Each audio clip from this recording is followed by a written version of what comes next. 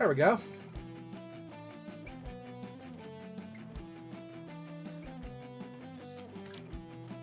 Yeah, and this, if I remember right, this doesn't even use my mouse. I know, right? I was really excited when 5 came out. I was like, oh, when I saw it finally, I think it was February or something. And I was like, oh, I gotta finish my games fast so I can play it. So, and we just finished Rebirth, so that actually works. All right. Oh, I didn't finish all of these? No, I did. Maybe I just didn't find enough of them or something? Enough of the stuff available in them? I'm not a completionist. It's fine. Okay. All right, we'll go now into... Yeah, that's fine. Actually, let me come over here. Oh. Volume decides not to follow when I tab away from the window. That's okay. Give me just 1 second here. Just move those down a little bit. Ooh. Okay, now we'll go back. All right, episode 5. Let's do a recap. Let's do a recap since it's been a while. Here we go. It was like last summer, I think, when no, like last spring, like spring of 2020, I think, when I finished it, so.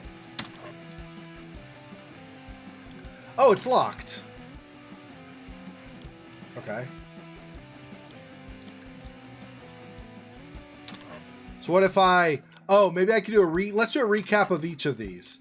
Let's do a recap, yeah. Okay. Sally Face's name in short is Sal, okay. Sal has a nightmare about his mother. Sal and his father, Henry Fisher, move into the Addison apartments. Sal meets Larry Johnson and they quickly become friends. There's something creepy about this building. Sal meets Megan, a child's ghost. Something happened that was locked, I guess, that we missed, okay? Larry and Sal work together to solve a strange murder. Charlie, that creepo that had the My Little Pony knockoffs in his apartment, was arrested for the murder of Mrs. Sanderson, who was one of the ladies in the building. In the present, Sal is in jail for murder. That's where episode 1 ended. Episode 2, recap. Sal has a nightmare about his mother and Charlie this time. Larry tells Sal, remember Larry is his friend. Larry tells Sal about his father's disappearance. So Jim Johnson disappeared. Todd is the geek that's in their new building or whatever. Or new neighborhood. I think he's like in another house. I think he's just a neighbor. Yeah, anyway. No, they're still in the apartments in episode 2, I think, actually. Todd creates a super gear boy able to detect ghosts. Many ghosts are uncovered in the Addison apartments. A phantom appears with a cryptic message for Sal. The mysterious deaths of the Holmes family are suspected to be a murder/suicide. Apparently 3 events that were locked we missed. Larry destroyed the red-eyed demon using Todd's invention, the Super Gear Boy. In the present, Sal's therapist visits the treehouse upon Sal's request. So Sal says, you got to go to the treehouse. There's stuff there you don't understand. You go there and you'll get some evidence to see that I'm not making this up. So the therapist goes there upon Sal's request. The therapist, Dr. Enon, sees the ghost of Larry and becomes so frightened he falls to his death. So the therapist gets killed unintentionally because of the ghost of Larry. But Sal was in custody still, in prison except for his therapy sessions, so he couldn't have done it. Okay, episode 3 recap. Something happened at the beginning that we missed. I'm guessing it might have been based on something from episode 2, but I don't know. Present-day Sal is in an interview with a journalist hours before his trial. She asks him about his fear of baloney. Okay, then back in the past, Todd, Ash, Larry, and Sal investigate. So remember, before we go on, Okay, remember, in episode 2, at the end, where Larry's ghost appeared, remember, we're in the present. Larry is dead in the present. It's in the past that he's alive. So in the present, the ghost of Larry showed up, and that's what ended up scaring the therapist who fell out of the tree house and died. Okay, so Larry being a ghost in the episode 2 at the end was because that's the present after Larry's already died. Okay, so now, in episode 3, we did the whole interview, talked about that, fear of baloney, okay? Now, the second point doesn't say, but going back into the past again, while they were still in school together, Todd, Ash, Larry, and Sal all investigate the school baloney. So, Ash is the girl over on the right, if you can kind of make out the picture behind the locked screen. She's over on the right, Larry's on the left, Todd is up on top, and Sal's on the bottom. Okay, so they all investigate the school baloney.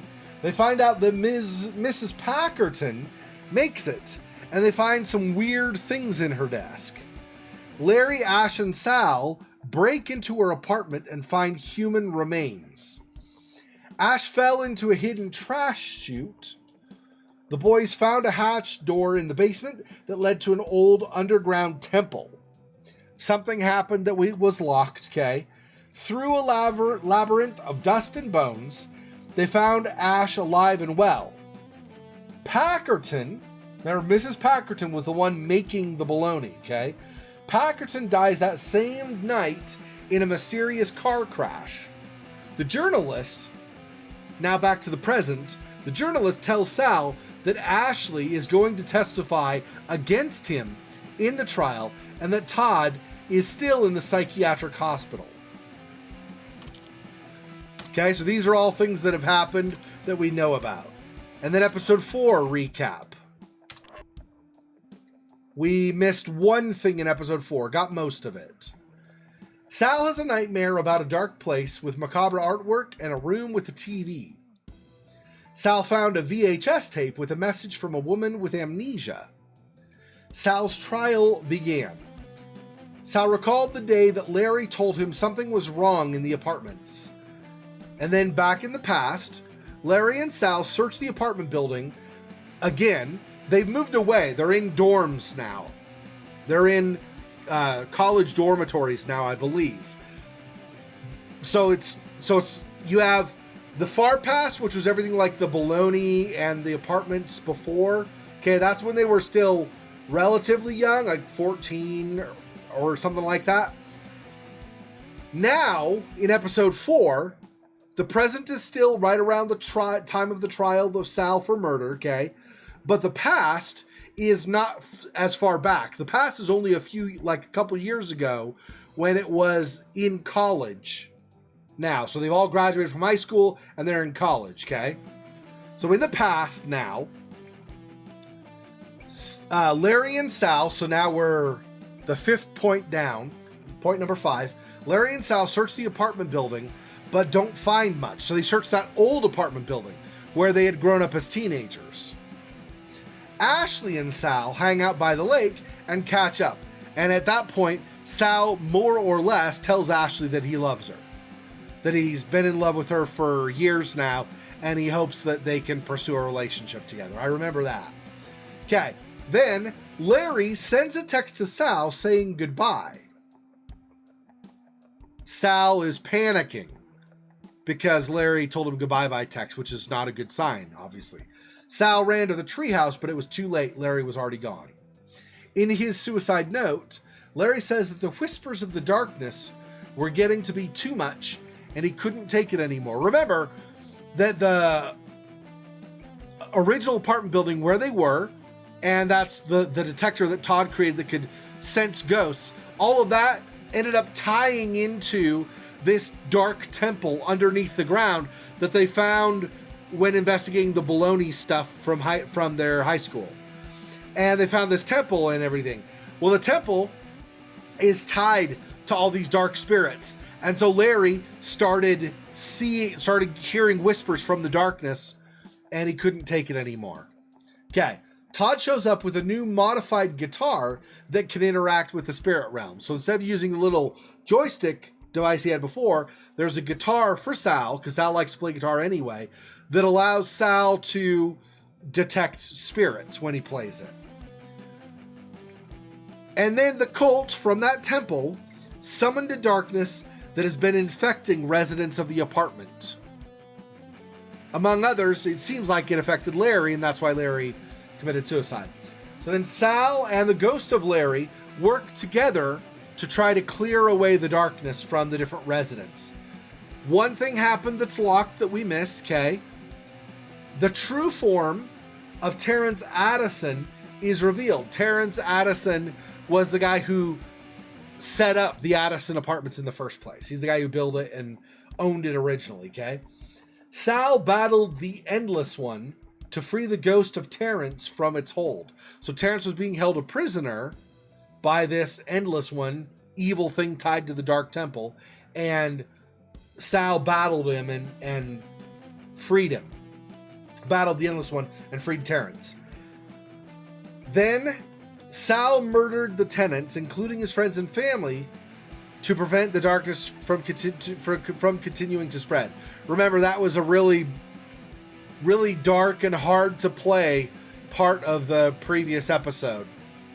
We had to go through, of episode 4. We had to go around killing people that we liked, had gotten to know them as characters and really liked them as characters, but we had to go around and kill them because they were all infected by the darkness, and we were worried the darkness was going to spread outside of the apartments. So for the good of humanity, unfortunately, Sally really did kill a bunch of people. Which sucks. Third to the last point, the cult took Todd, the tech geek who did stuff, okay? The cult took Todd and performed a ritual on him, infecting him with darkness.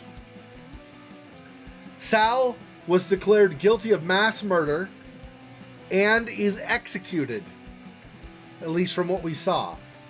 And Ashley, who loves Sal and Ashley hung out and told each other that they loved each other, right? Remember, further up, they hung out at the gate and had that exchange. So now, the last thing, Ash couldn't stop the execution, but she did discover the ghost of Larry. So I wonder if in episode 5 we're going to play Ash some, or if we're just going to play Sal as a ghost, or we don't know what'll happen. Let's find out, shall we?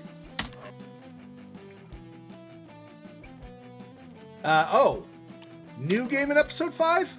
I wonder then if we just continue. Maybe I just say continue. Let's try that. Maybe that'll just roll over into 5. So this is Ashley after the end of episode 4, I think.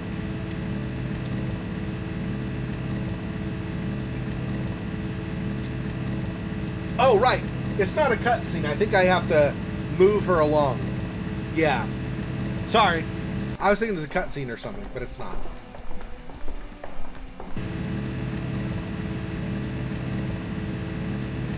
Yeah, she's trying to get to the execution in time, but she doesn't make it, right?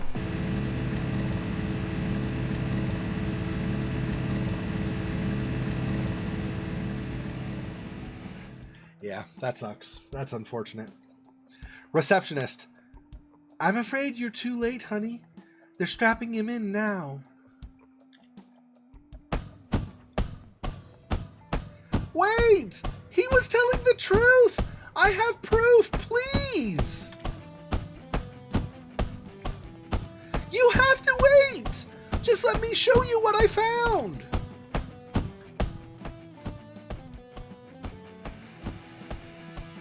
Hey! Hey, wait! Unfortunately. Oh, Ashley! Look at all the tears in her eyes. Jeez. See, this is what I'm saying. She loved him too. No. No!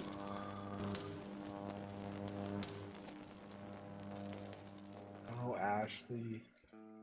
baby. Time of death is 6:33.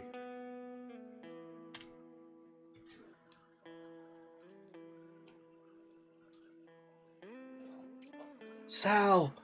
Oh, no. Hang on one second. I'm going to turn my light on. All right. I don't need the darkness now since we're not doing that kind of a game right now. Turn this side light off also. Okay.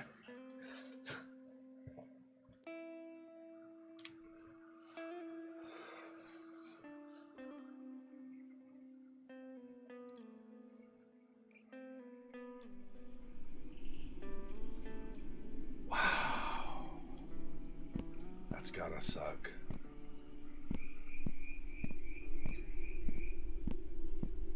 Other people this way? That's the exit, but... yeah, so let's start here. Luke Holmes, husband of Stacy Holmes, father of Megan Holmes, born 1944, died 1987. Stacy Holmes, wife of Luke Holmes, mother of Megan Holmes, born 1948, died 1987. Actually, those ages, 1948, 1947, 1948, those are basically the years when my mom and dad were born. So my mom passed, obviously, the beginning of this year, but those were the years they were born. So these people, the Holmes parents, would have been around the age my mom and dad are now. They'd be in their early 70s today if they lived that long. Megan Holmes, daughter of Luke and Stacy Holmes, born 1980, died 1987. Yeah, Stacy was only 7. Poor baby. That sucks. Cassandra Anderson, loving wife to Herman Sanderson, 1951 to 1992.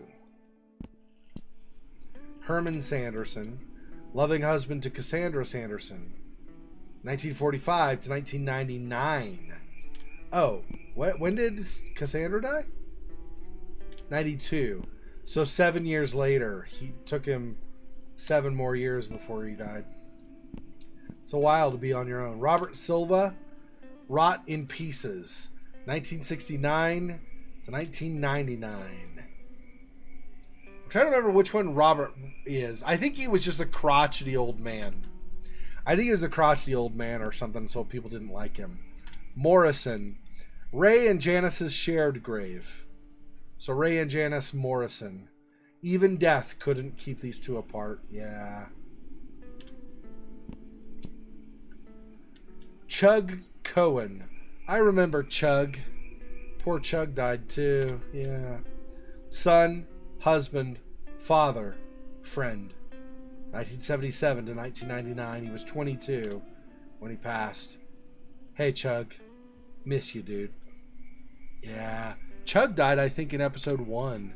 Maybe episode 2, but he died early on. Yeah. See, there's Chug and then Soda also. Gosh, that's right. I can't. Oh, sweetie. Larry Johnson. Son of Lisa and Jim Johnson, 1976 to 1999. They never did find Larry's body. Lisa Johnson Fisher, mother of Larry Johnson, wife of Henry Fisher, 1956 to 1999. Lisa was always so nice to me. She treated me like family. Yeah, Lisa had remarried because Larry's dad died, I think. I think his dad died, and that's why she remarried. I'm not 100% though. Henry Fisher, husband of Lisa Johnson Fisher, father to Sal Fisher, 47 to 99. That's right. That's right. I remember. I can't imagine how much this hurt Sal. Yeah, that's right. So Larry, in the first episode, Larry was Lisa's son. Actually, the first and second episodes, I believe. First and second, I think it was. Larry was Lisa's son. And Henry was Sal's dad. By episode 3 or 4, one of the two, I'm a little fuzzy on remembering when, but in episode 3 or 4, Henry and Lisa married. So Larry and Sal became brothers-in-law, which is, not brothers-in-law, stepbrothers, which is pretty friggin' cool because they were best friends. Oh, whoops, we already did that. Yeah, okay. And then Sal Fisher, son of Henry and Diane Fisher, 1976 to 2004. Yeah, Henry Fisher was Sal's dad, and like I said, ended up remarrying Lisa Johnson. Diane Fisher had died. So before we start episode 1, Diane Fisher had passed on and you just had Henry left over, if I remember right. I don't think it was a divorce. I think Diane died. So Henry Fisher was raising Sal as a single parent. And then Larry Johnson's dad had died. So Lisa Johnson was raising Larry Johnson as her son, but as a single parent. So Lisa and Henry were both single parents, and eventually they married, making, I don't know why I said brother-in-law, So Sal and Larry became stepbrothers, that's right. 1976 to 2004. I wish you were here, Sal. Sal Fisher, 1976 to 2004, son of Henry and Diane Fisher. With the mask that he always wore. Sorry I haven't visited in a few nights. Things have gotten worse. Gosh, I don't know how they can get much worse. Things have been pretty friggin' terrible. It's been 5 months since Todd escaped from the institution. I hope he's okay. He's got to be under the darn church. It's the one place we haven't been able to get to. They're down there, I know they are, and they have my Todd. Did you get the rest of that C4 from your army friend? I got it last night. Have you found a way in? I think so, yeah. We should go Tuesday night. That's when they're least active. Remember our agreement. If we get caught down there, we won't. We're going to get Todd and then blow that place to bits. Neil, I'm serious. So am I. But if we do get caught, then we take them down with us. I'm ready. Good. At least one of us is. Not really ready because of what has to be done, Alright, let's see. Let's read the notes. Oh, geez. That's a lot of notes. Okay. Summary of Cultist Notes, 03 to 05. Todd, he's been infected by the dark.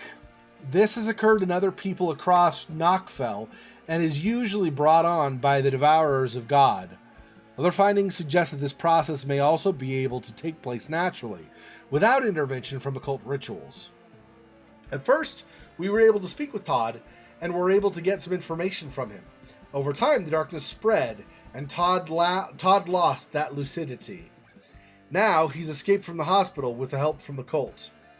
Luckily, they want him alive, so he's safe there until we can figure out how to break him out. In the meantime, we've continued Todd's work on finding a cure to reverse the infection and cleanse the possessed body. I believe we're close to figuring it out. We just need a little more time. Mysterious mailer. Occultist insider providing helpful intel. But who is it? And why are they betraying the cult to help us? We still don't know the answers to these questions. Though we wouldn't have gotten this far without their assistance, they provided us with details about cult operations and locations, albeit in vague, quickly scribbled notes. Oh, I read that incorrectly. Let me reread the last part of that again. We still don't know the answers to these questions, though we wouldn't have gotten this far without their assistance. They provided us with details about cult operations and locations, albeit in vague, quickly scribbled notes. Okay, and then Phelps Ministry. It's not simply an old church that sits on Chapel Hill. The church is the entry point for the main temple of the Devourers. After the mysterious destruction of the Addison Temple, the Phelps Temple was heavily guarded for a while. Eventually, the security loosened up. It's our suspicion that this is due to the cult having indoctrinated the majority, if not all, of the local government leaders. We have to be careful of whom we trust.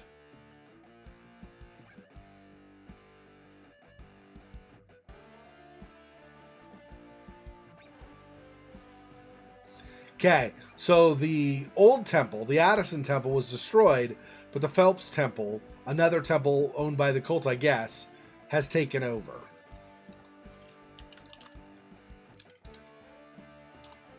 Okay, F, maybe? That's it, right? No, yeah, it doesn't go further down. Okay. Neil again. We can talk to him more, but let's do it one more time, but I don't think you'll have anything else to say. Oh yeah, here we go. Have you fed Maple yet? I tried. She's still not eating. I'll see if I have any luck. Do you need a hand? Nah, I got it. Did you bring the new package to the shed? Yep. You think you found a connection with Todd's work? I think it's something big, a missing piece I've been wondering about. I hope you're right. We're about due for some good luck. Be right back.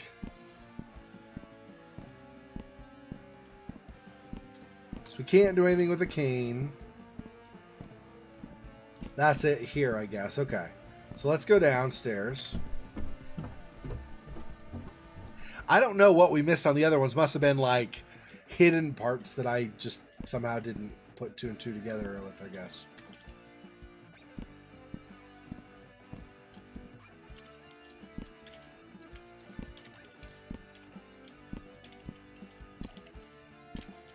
Not getting anything that way. Oh, I just got here. Yeah. Let's not have her leave yet. Didn't realize I was at a front door there.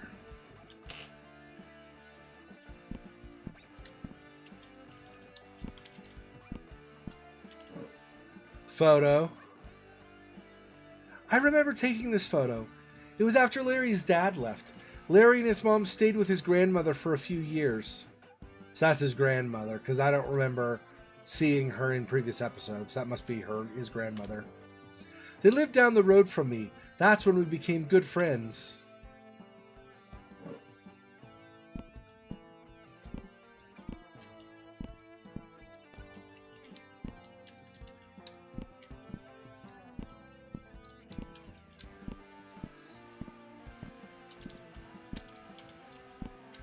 Alright, so we're leaving again. Sal's room. Gizmo. His cat. That's the litter box.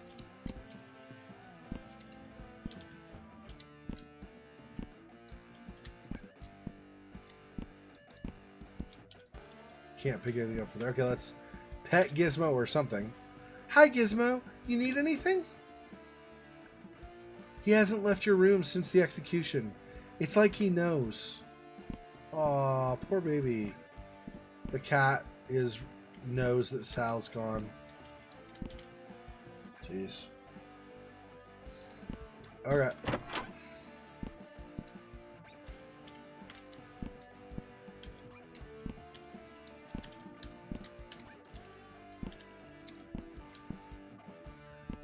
Basement, bathroom. Let's do bathroom first since it's on this level.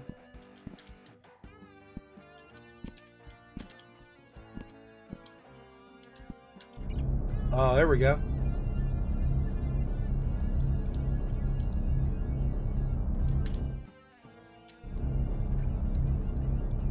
I don't know what that means. We can view it and then we get out of it. So, that's a thing, I suppose. Alright, maybe it'll have more meaning later. Okay, let's go into the basement.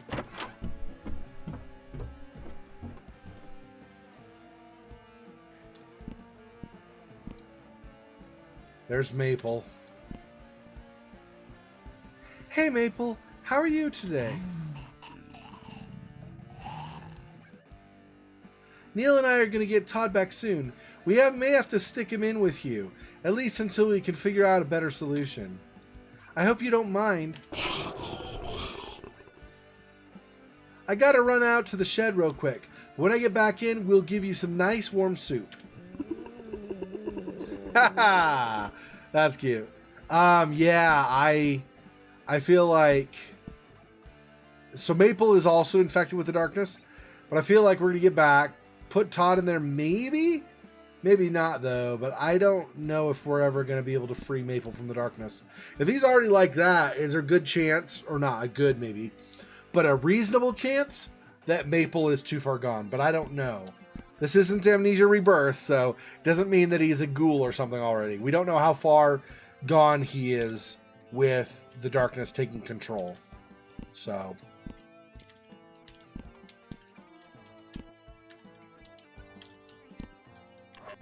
Whoops, yep, notes. Okay, notes on Maple's corruption. Day 1. Oh, it's a girl. I didn't remember. Whoops, sorry. Sorry, not trying to misgender somebody. Didn't realize I'd forgotten since the previous episode, or for the previous time playing. Okay, so it's a girl. Sorry, Maple is a she. Day 1, Maple has become a threat to herself and others and had to be locked up. Day 7, most of the time, Maple remains conscious and alert. She is grateful that we are working to find a way to help her. Day 11, the corruption seems to be most active at night. Today we reinforced the cage and added restraints for everyone's safety. Maple didn't love the idea of restraints, but understood why they were needed. Day 20, so 3 weeks through now, 3 weeks into it. The infection is getting worse. We're only able to speak with Maple about 50% of the time.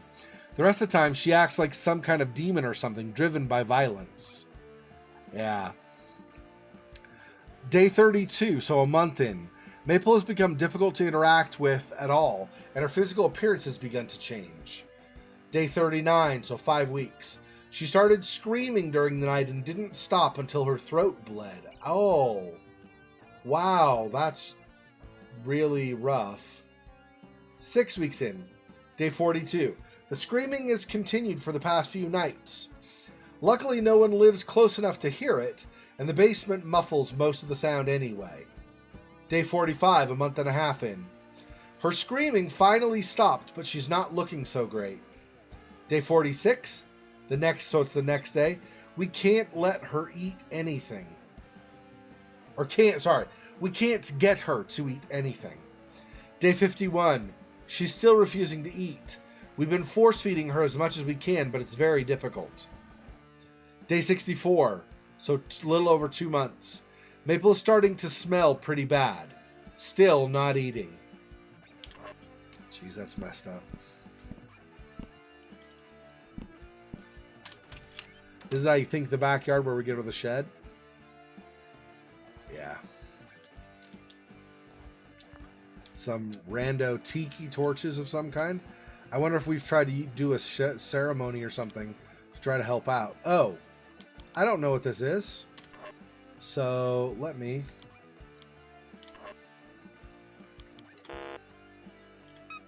This isn't right. Oh, right. It's shed. Okay.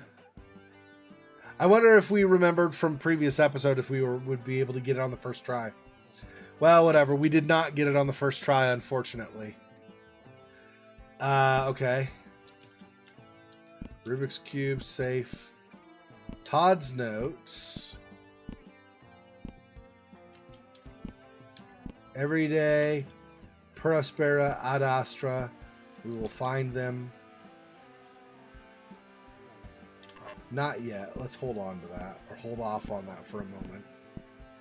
Let's go over here and look at the notes.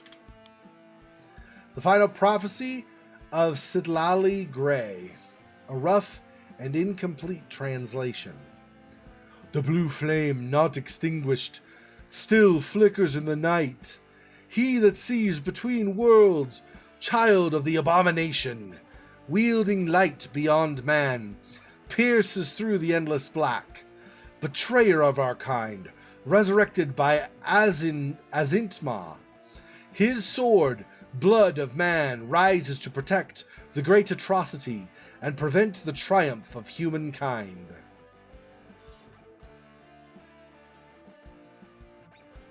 Notes. Sitlali, a Native American seer. Origin unknown. Previous council member of the Devourers of God. So he was in the cult, I guess. Possibly of the original formation. Asintsma is referring to a collection of 3 pyramids. I have obtained one of them and have been searching for the other 2. I'm not sure exactly who the child of the abomination is, but if there's an enemy of the cult, then they could be a much-needed ally. Hopefully, and not something out of control that will screw us over later. All right, let's grab the package.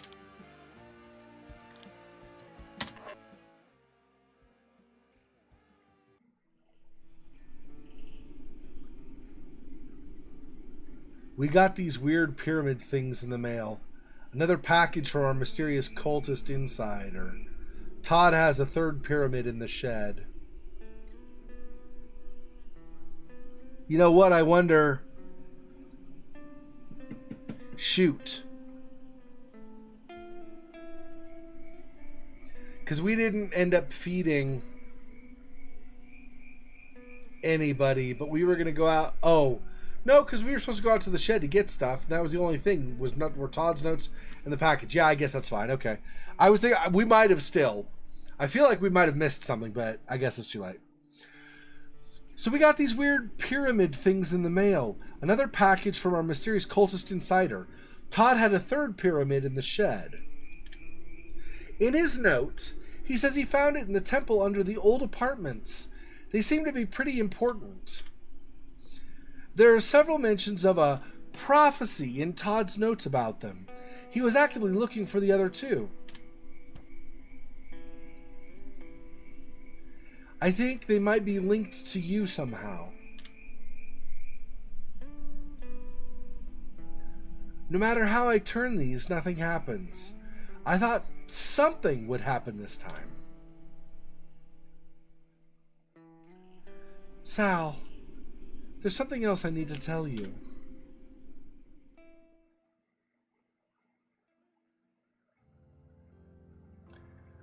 The replacements were sloppy at first, but they're getting better now. It's harder to tell the difference. I can't trust anyone. That's the ghost of Larry, by the way. Oh, there you go. These things creep me out, dude. They aren't human. I know what you mean. So, you think that pyramid thing that Todd found can help us find Sal? It seems like it. I've pieced together what I could find out about the old cult prophecies. And from what I can tell, there are 3 pyramids that will summon their destruction. All signs point to Sal as the one who can stop them. I'm not sure how or why, but it's the best chance we have. I always knew Sally Face would do great things. Don't give up on him, Ash. You have to find him. I won't. Ever. I just need to find the other 2 pyramids. Once I'm free from this treehouse, I'll help you find them. Larry, I don't know if this is a good idea. What if burning down the treehouse only makes things worse? Trust me, it can't get any worse. I can't live like this anymore. Or, not live, but whatever. I can't stay stuck in this place. You don't know what it's like. It's torture. I can feel it changing me. Nothing else has worked to break the binding spell. What if you end up in the black room instead of being free? Your soul will dissolve into the darkness. We don't know that for sure, and even so, the nothingness would be better than existing like this. Please, Ash, you have to help me. If I do this, you have to promise me you'll be okay. Promise me you won't fade away. I promise.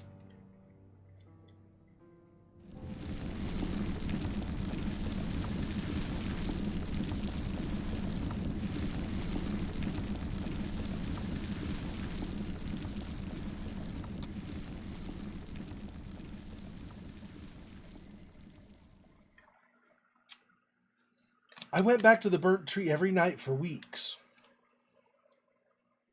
He's just gone.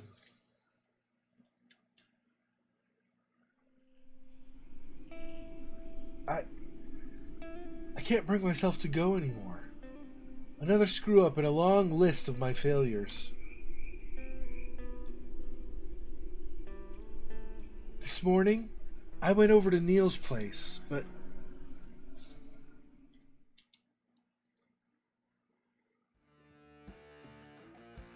Hello? Neil? You home?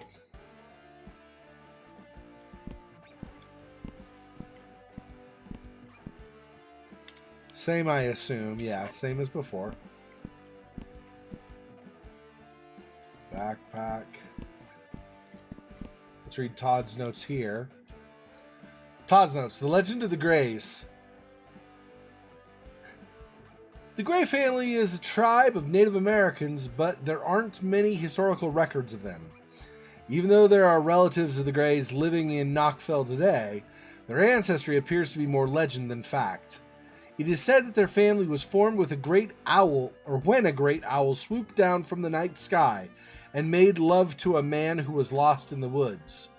Weeks later, a beautiful young woman burst out from inside of the man. A nearby pack of wolves came to eat the bits of flesh of the man. By eating this flesh, the wolves became indebted to the young woman.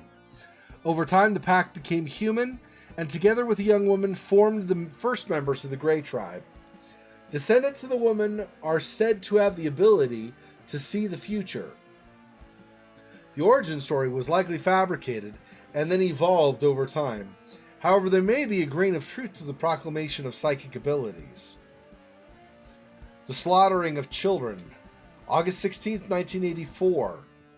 255 children and 32 adults are murdered across North America. However, surprisingly, it didn't make many headlines. The story was covered here and there, but not by any major news outlet.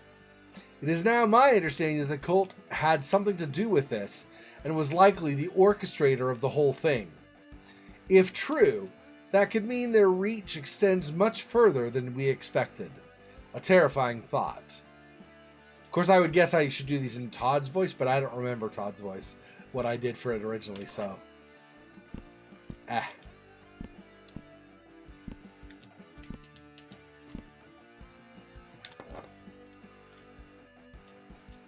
I grabbed the C4 from Neil's bag since we were supposed to go to the temple that night. So C4, C4, C4, C4, and a detonator. So 4 blocks we're going to use, I guess. And then our goal is to find Neil. Okay. Which makes sense, of course. We don't know where Neil is, so we're trying to locate him. Somewhere.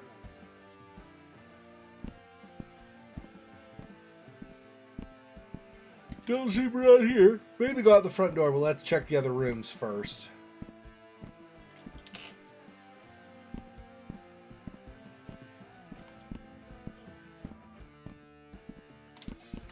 Okay, not in there.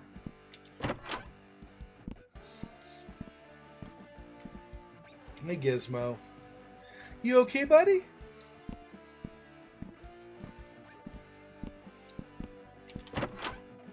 Alright, and then... bathroom.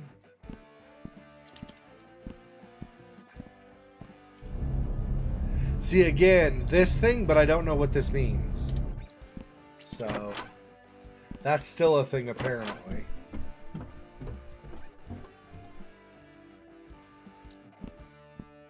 Oh no, Maple got out. Crap! This isn't good. That sounded like the front door.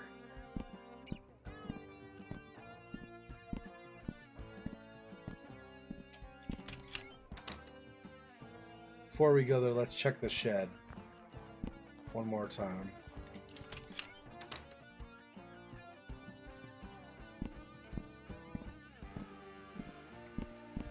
No, I don't see anything in here we want to look at. Okay. So I guess we're going back upstairs and gonna potentially check out the front door. Maybe find, hopefully don't find Maple, but who knows what we'll find. Which ones were these? Oh, right. Notes on maple. That's right.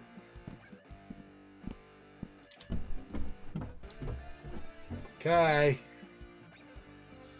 Front door is not good times.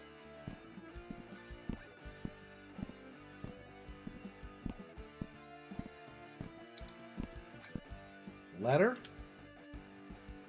There was a note left on the table for me. Oh, I missed that before. Ash, they have Maple and Neil. You need to move quickly. The temple is lightly guarded today.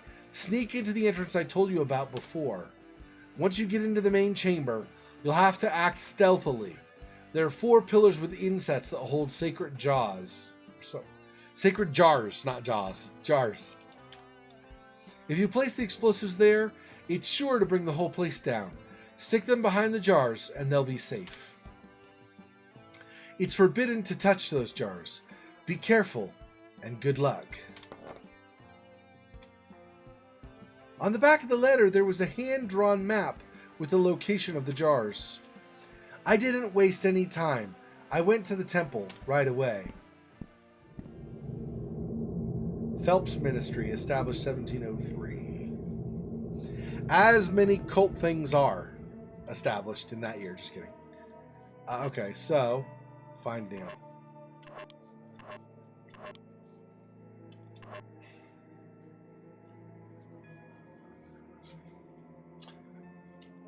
Okay, I think that's good. We'll end that here for today. So,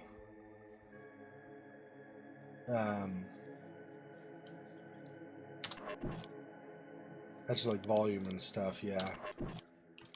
Okay. Some progress may be lost. Since we just zoned to here, to the temple, hopefully that's good enough, but alright.